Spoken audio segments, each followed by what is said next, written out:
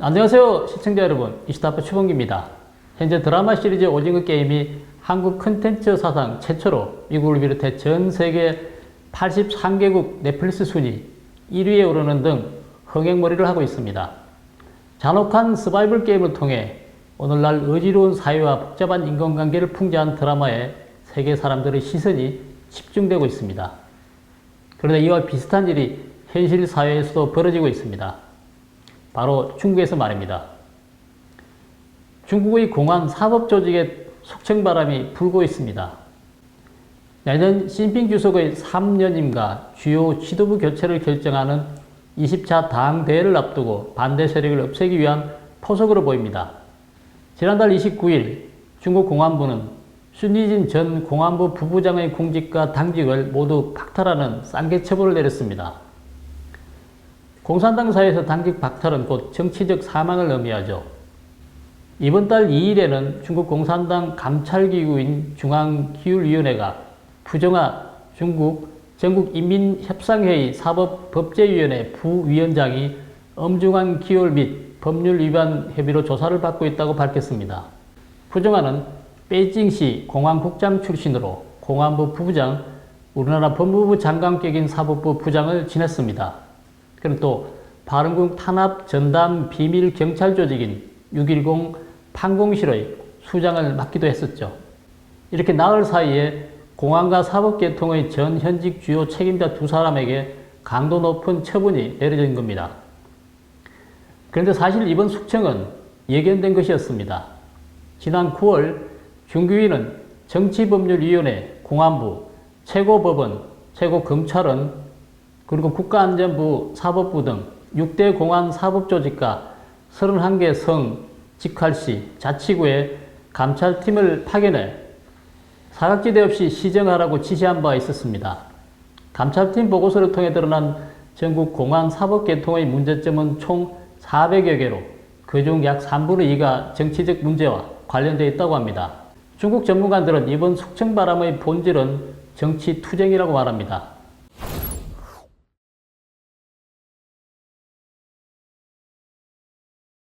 지난 1일 중국 공안부는 확대 간부 회의를 열고 순위진에 대한 쌍계 처분과 관련해 당 내의 악성 종량과 정치 오한을 단호히 제거했다라고 발표했습니다. 앞서 지난달 28일에는 현직 공안부 부부장인 왕샤오홍이 저우융캉, 멍우웨이, 순리진 등이 남긴 악영향을 공안부에서 철저히 쓸어내야 한다고 말한 바 있습니다. 저우융캉은 한때 중국 공안 사법조직의 총괄 책임자였죠. 그는 거액의 뇌물수수 등 혐의가 인정돼 무기징역을 선고받고 현재 복역 중입니다. 그리고 멍우웨이는 공안부 부부장 출신으로 2018년 인터폴 총재 재직 당시 중국 당국에 의해 체포되었습니다.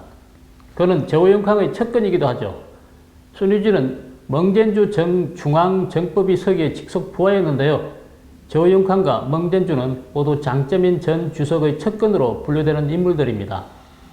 다시 말해 현직 공안부 부부장이 철저히 쓸어내야 한다고 말한 대상자 3명 모두 공안부 내 짱쩌민 계파 인물들입니다. 공안과 사법조직 숙청은 시진핑 집권 2기 역점 사업이었다고 해도 과언이 아닙니다. 지난달 29일 쌍계 처분을 받은 순리진은 공안부 2인자였고 푸정하는 48년간 공안에 몸담았던 인물입니다. 푸정하는 상하이방에 속했지만 저우융캉에 대한 정보를 시진핑에게 넘겨주면서 시진핑의 신임을 얻은 것으로 알려졌습니다. 그러나 이번에 낙마한 것을 보면 시진핑의 신임을 완전히 얻지는 못한 것 같습니다. 시진핑 정권의 공안 사법조직의 숙청은 이들에게만 그치지 않았습니다. 지난 2017년 10월부터 현재까지 충칭시 부시장 겸 공안국장인 덩후일인과 상하이시 부시장 겸 공안국장인 궁다오안 등이 낙마했습니다. 지방 공안청장급에서도 100명 이상이 숙청됐는데요. 여기에는 법원과 검찰 조직은 제외된 숫자입니다.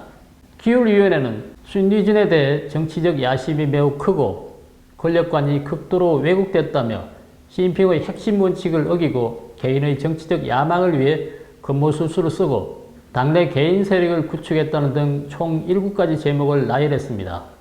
공식적으로 확인된 바는 없지만 중화권에서는 상하이방이 지난 수년간 공안 조직 인맥을 동원해 시진핑에 대한 쿠데타를 여러 차례 시도했다는 소문이 파다하게 나돌고 있습니다. 군사조직이나 다름없는 공안은 시내에서도 남의 눈치를 보지 않고 무력을 행사할 수 있기 때문에 위 소문들은 실현 가능한 가설로 보입니다. 공안부 실권자였던 순위진이 기울위의 지적대로 매우 거대한 정치적 야심을 품고 있었다면 쿠데타에 연루됐을 가능성도 있을 것입니다. 기울위는 그의 제목 중 하나로 건방지게 제멋대로 행동하며 권력을 휘둘렀다라고 지적하고 있는데요. 한간에는 순위진이 시진핑을 사칭해 자신의 상관인 공안부 부장까지 배제한테 여러 지령을 내렸다는 소문도 나돌고 있습니다. 그에 대한 제목에 건방지게라는 표현이 포함된 것을 두고 최고 권력자를 사칭했음을 의미한다는 분석도 있습니다. 기울리가 제시한 순위진의 또 다른 제목은 바로 비밀 누설입니다. 순위진은 코로나 바이러스가 확산되던 지난 2020년 2월 멍젠주와 함께 우한으로 내려가 치안 유지 업무를 수행했습니다. 외관상 업무를 성실하게 수행한 그에게 무단 이탈이라는 수식어가 붙었습니다. 그 이유는 뭘까요? 순위진은 코로나 발생 초기 우한의 사망자 수나 우한 바이러스 연구소의 자료 등 기밀 정보에 대한 보안 업무를 맡았습니다. 공안 조직과 정보기관 책임자인 그는 입수한 기밀 정보나 자료들을 사적으로 활용하려고 했을 수도 있습니다. 일각에서는 그가 숨긴 비밀 자료에 코로나 바이러스의 기원을 밝혀줄 핵심 증거가 포함되어 있을 수 있다는 주장도 제기되고 있는데요. 자신의 정치적 입지를 위해 해외로 빼돌렸을 가능성도 있다는 겁니다. 만약 그가 빼돌렸다면 보험 내지는 협상카드로 활용하려고 했겠죠. 프랑스 자유아시아 방송 RFI는 한 중국 반체제 인사의 말을 인용해서 순위진이 코로나 바이러스 관련 기밀 자료 외에도 중국 정부 내부 권력 암투에 관한 문서나 음성 및 영상 파일을 대량으로 빼돌려 호주 국적자인 그의 부인을 통해 호주로 유출했을 수도 있다고 전하고 있습니다. 그가 지난 4월부터 조사를 받기 시작해 쌍계 처분을 받기까지 무려 1년 6개월이나 걸렸습니다. 조사 기간이 1년 이상 걸리는 경우는 극히 드물며 또한 왜 이 시점에 처분이 내려졌는지가 더 중요하다는 관측도 제기되고 있습니다. 그의 아내 국적도 고려해야 했고 비밀 누설을 확실히 차단한 뒤에야 쌍계 처분을 내렸을 것으로 보는 이도 있습니다. 그는 자신의 상관인 멍젠주를 비롯하여 정진훈과 짱찌맨에 관한 비밀 정보도 다수 가지고 있었던 것으로 추측됩니다. 이 때문에 순위진에 대한 쌍계 처분이 공안, 사법조직 내 짱찌맨파에 대한 시진핑 진영의 전면적인 선전포고라는 해석까지 나오고 있습니다. 그리고 이번 숙청은 정치계뿐만 아니라 경제계에도 큰 파장을 불러왔습니다. 지난 9월 중기위는 중앙은행, 은행감독위원회, 정권감독위원회, 상하이 정권거래소 등 25개 금융기관을 순시한다고 발표했습니다. 이는 2017년 19차 당대회 이후 중기위가 금융기관을 대상으로 실시하는 첫 번째 순시였습니다. 중기위는 밍텐그룹 계열을 불법 금융 집단으로 규정하였고 회장인 사우재난을 정진훈 전 국가부주석 가문의 대리인으로 지목했습니다. 또한 중기위는 홈페이지를 통해 정진훈을 겨냥하는 발언들을 내놓았죠. 금융 분야의 순시가 겨냥하는 바를 짐작할 수 있을 것입니다. 이를 두 가지 측면에서 분석해 보겠습니다. 하나는 중국 금융 분야에 존재하는 크나큰 위험은 언제든지 들이닥칠 수 있다는 점입니다. 중국 경제가 장기간 기형적으로 발전하면서 그동안 엄청난 금융 리스크가 누적되어 왔습니다. 2017년 중국 공산당 19차 당대 보고에서 3대 공경전, 즉 금융리스크 관리, 빈곤 퇴치, 환경오염에 대한 대응책을 제시했습니다. 이 중 금융리스크 관리가 제1순위였죠. 그로부터 3년이 지났습니다. 과연 금융 리스크는 해소가 되었을까요? 그동안 중국 정부가 엄청난 공을 들였지만 그 성과는 사실 미미하다고 합니다.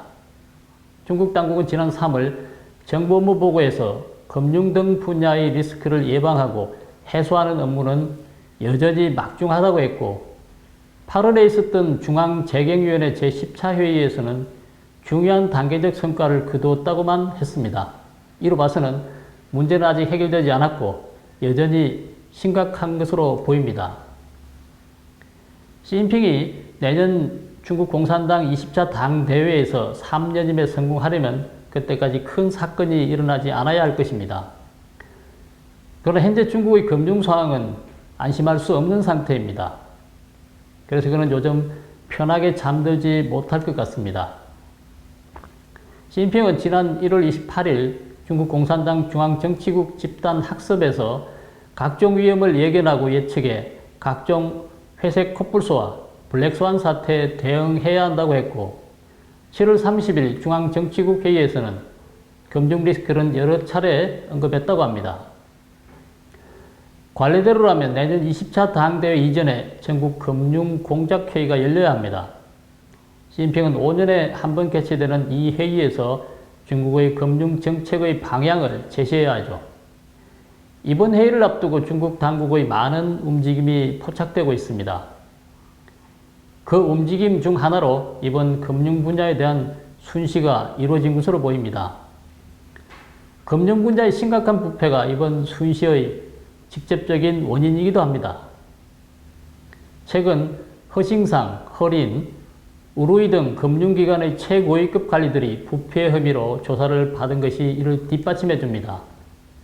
금융부패는 공산당 체제로 인한 부패이기도 하지만 시스템적 부패이기도 합니다. 금융업은 중국에서 가장 부패한 업종 중 하나로 꼽히며 중국 공산당의 핵심 세력들이 깊이 개입되어 있습니다. 그래서 금융 분야의 반부패는 필연적으로 내부 투쟁과 깊이 얽혀 있죠. 다른 하나는 이번 금융 순시가 권력 암투, 즉 정칭훈 제거 문제와 무관하지 않다는 점입니다. 반부패는 시진핑의 가장 예리한 무기입니다. 19차 당대회 전후 시진핑은 짱점인 정치훈과 타협한 후 겉으로는 한동안 평화를 유지했습니다. 홍콩 빈과일보는 샤오제나가 2015년 중국 주가 폭락 사태를 일으켜 시진핑 정권을 공경에 빠뜨린 금융 쿠데타의 주범으로 지목되고 있다고 전한 바 있습니다. 이 때문에 시진핑은 한동안 그를 경계했지만 시일이 지나자 허지부지 되고 말았습니다. 일례로 2017년 5월 정권감독위원회가 중신정권, 하이통정권, 국신정권의 위법 사실을 확인하고 처벌을 요구했지만 2018년 11월 모두 무혐의로 처리된 바 있습니다. 국내외의 정세가 시진핑에게 불리하게 돌아가자 짱점인 척과 정칭훈 척은 암중노색을 하고 있는 듯합니다. 그로 인해 파벌 간 정치적 타협은 위태로워졌습니다. 밍텐그룹 사건이 그 신호로 보시면 될 것 같습니다.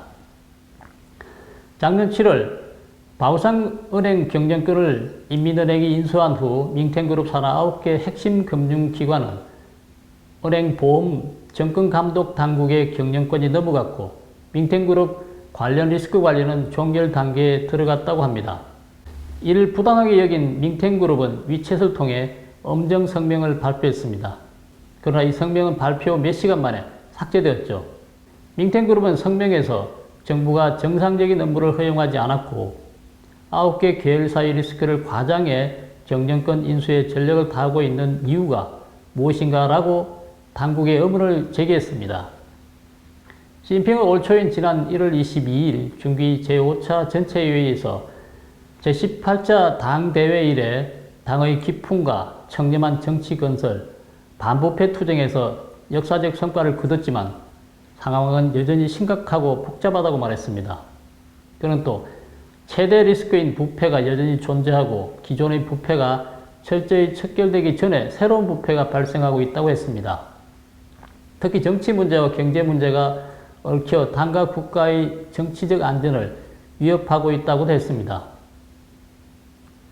그의 발언의 행간을 잘 살펴보시면 시진핑 본인의 안전이 위협받고 있다는 의미로도 해석됩니다. 시진핑의 발언 후 7일 만에 중국 4대 자산관리회사 중 하나인 화융그룹의 회장이었던 라오 샤오민이 사형 선고를 받았습니다. 그의 사형 선고에는 두 가지 의문점이 있습니다. 하나는 라오 샤오민이 자수를 했는데도 불구하고 사형 선고를 받았다는 점입니다. 이는 전례 없는 일이죠. 게다가 중국 당국은 1월 5일 사형을 선고하고 채 한 달도 되기 전에 신속하게 사형을 집행했습니다. 그리고 또 다른 하나는 라이 샤오민이 정징홍의 사람이라는 점입니다. 마치 주인이 미워서 그의 애완동물에게 화풀이를 하는 식이죠. 이를 두고 정징홍에게 보여주기 위해 빠르게 사형을 집행한 것이라고 보는 사람도 있습니다. 현재 시진핑은 정치, 경제 등 다방면에서 숙청을 단행하고 있는데요. 내년 10월에 있을 20차 당대회 전까지 짱찌민 계파를 비롯해 반대 세력을 철저히 억누르기 위해 계속 노력할 것으로 보입니다. 그가 만약 3년임에 성공하지 못하면 안전을 보장받기 힘들 것으로 내다보는 사람도 있습니다. 때문에 중국 공산당의 권력 암투는 점점 더 거세질 전망입니다. 지금 중국에서는 오징어 게임처럼 만약 경쟁자를 죽이지 못하면 자기 자신이 죽어야 하는 치열한 암투가 지금 이 시각에도 전개되고 있을 것입니다. 오늘 방송은 여기까지 하겠습니다. 구독, 댓글, 좋아요를 누르시고 지인들과 공유해 주시기 바랍니다. 감사합니다.